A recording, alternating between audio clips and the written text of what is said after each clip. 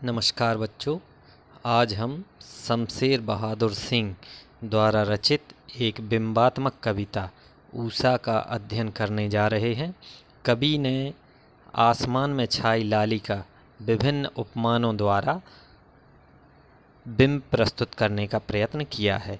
ऊषा काल में आसमान की लालिमा का एक विशेष आकर्षण रूप जो सूर्योदय के बाद ही समाप्त होता है, उसका वर्णन इस कविता में किया है। ऊषा कविता के कवि जो हैं वो हैं शमशेर बहादुर सिंह। ये आपके कक्षा 12वीं आरोह भाग 2 के काव्य खंड में सम्मिलित है। कविता ऊषा, कवि इसके शमशेर बहादुर सिंह। बच्चों, एक चित्र आपको दिखाई दे रहा होगा।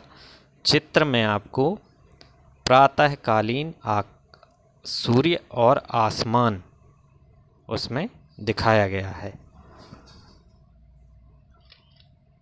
शमशेर बहादुर सिंह की कविता की जो भावभूमि है उसमें कवि ने बिंबों की प्रधानता रखी है।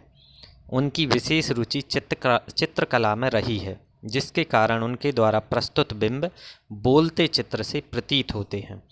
ऊषा कविता प्राकृतिक सौंदर्य से तो परिपूर्ण है ही, साथ ही कवि की प्रयोग धर्मिता का उत्कृष्ट नमूना है। शमशेर बहादुर सिंह जी का चित्र। प्रात नभ था बहुत नीला शंख जैसे। ध्यान से पढ़ेंगे आप लोग। प्रात नभ था बहुत नीला शंख जैसे। इसमें प्रात यानी सुबह, नभ यानी आकाश, बहुत नीला शंख जैसे। कैसा था? नीले शंख जैसा। ये चित्र में आपको नीला शंख दिखाई दे रहा है और ये आसमान का चित्र दिखाई दे रहा है। दोनों में बिंब विधान कवि ने इसमें पंक्ति में प्रस्तुत किया है। भोर का नभ। अगली पंक्ति क्या है? भोर का नभ। तो चित्र में आपको प्रातःकालीन आकाश का चित्र दिखाई दे रहा होगा। कैसा लग रहा है? इस दृश्य को पर आप विशेष नज़र डालेंगे। ये जो दृश्य यहाँ पर दिखाया है, इस दृश्य पर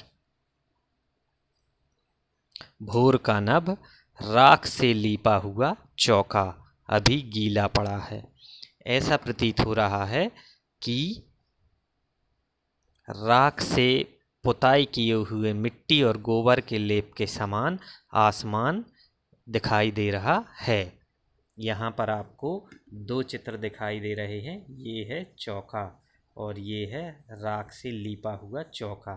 और कैसा गीला पड़ा है, वो दृश्य आपने पूर्ववर्ती स्लाइड में देखा। ये गीला पड़ा है। बहुत काली सिल जरा से लाल केसर से। अब कवि ने इसमें दूसरा बिंब विधान गढ़ा है कि प्रातःकाल का आसमान ऐसा लग रहा है जैसे बहुत गहरे रंग के काले पत्थर को किसी ने लाल केसर से धो दिया हो।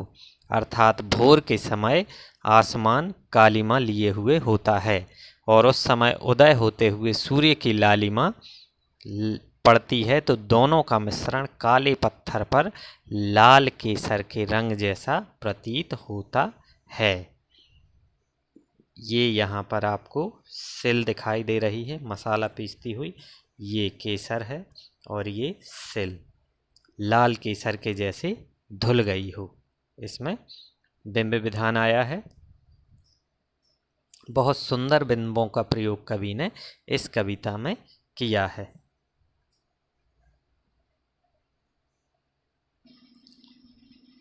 स्लेट पर या लाल खड़िया चाक मल दी हो किसी ने।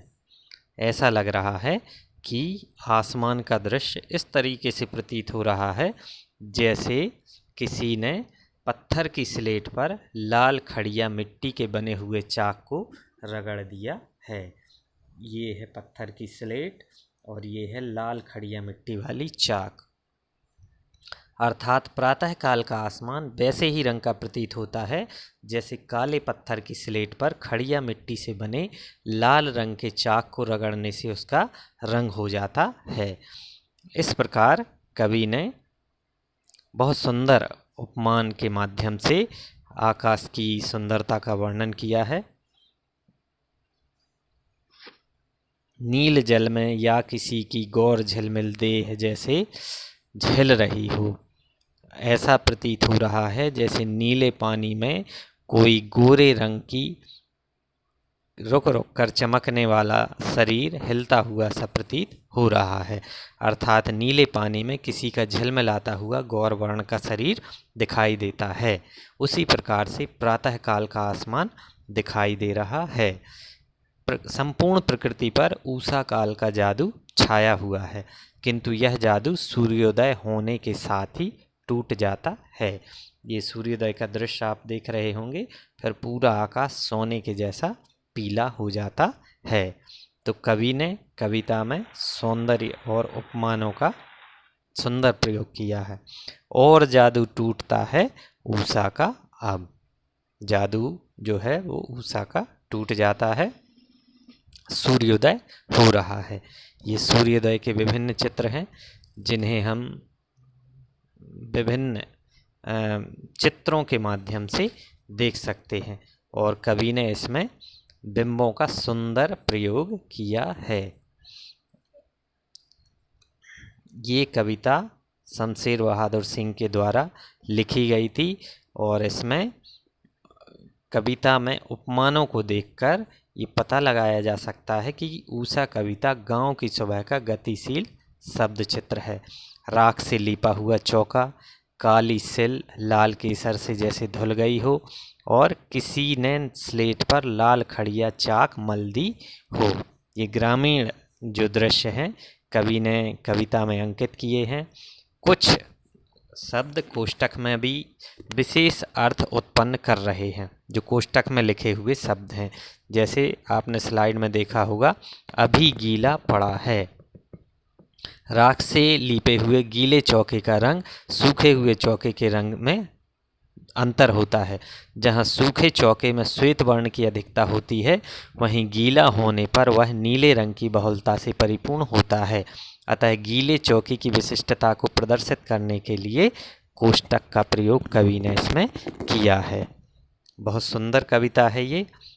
आप अपने परिवेश के उपमानों का प्रयोग करते हुए सूर्योदय से सूर्यास्त तक का सुंदर शब्द चित्र अभी वर्तमान में खींच सकते हैं। सूर्योदय और उससे पहले के शानदार चित्र कवि ने हमारे सामने रखे हैं।